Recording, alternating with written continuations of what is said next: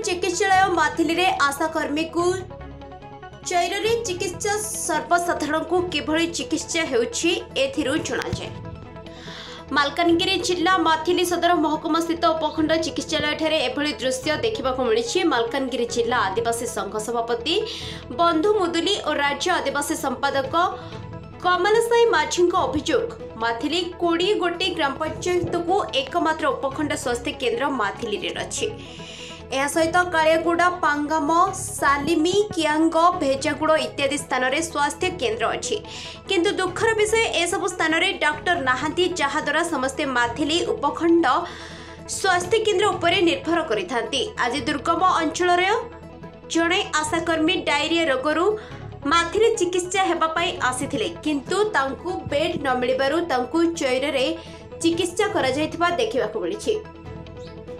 आम प्रतिनिधि स्थानीय चिकित्सा अधिकारी को फोन जोगाजोग करथिले, किंतु तांको सह जोगाजोग होई पारि नाही।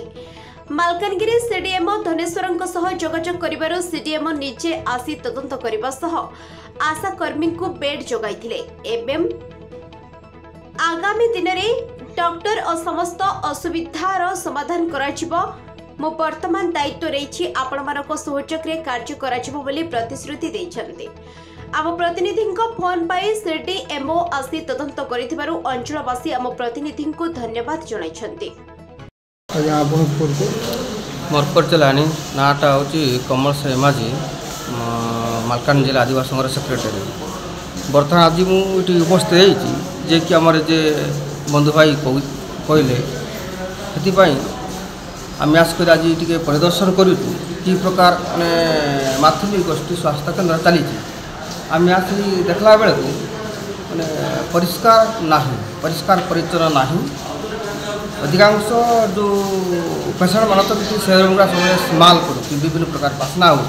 1.5 मास 2 मास भी वर्षा लगी तेणुक प्रत्येक गाँव में जो जड़ा बांति डायरिया व्यापी चली जे गुटी गुटी गाँव में 8, 9, 10 डायरिया पेसेंट बर्तमान माथिली स्वास्थ्य केन्द्र में भर्ती अच्छा। गोटे कथा है आमर माथिली 2 किलोमीटर बारियावाल गाँव में बारियावाल आमलेट गाँटा सिंधीबटागुड़ा ताईरे आमर 7-8 जन डायरिया पेसेंट डायरिया रोग रे पीड़ित अच्छा। से जड़े को माथिली स्वास्थ्य केन्द्र मालकानगिरी पठाला। वर्तमान से मालकानगिरी जो जड़ा बांति जो नरसिंह कुमार बोलिक से वर्तमान सुस्थ अच्छा। माथिली जहाँ भी आमर गाँव भर्ती थे से 5-4 जन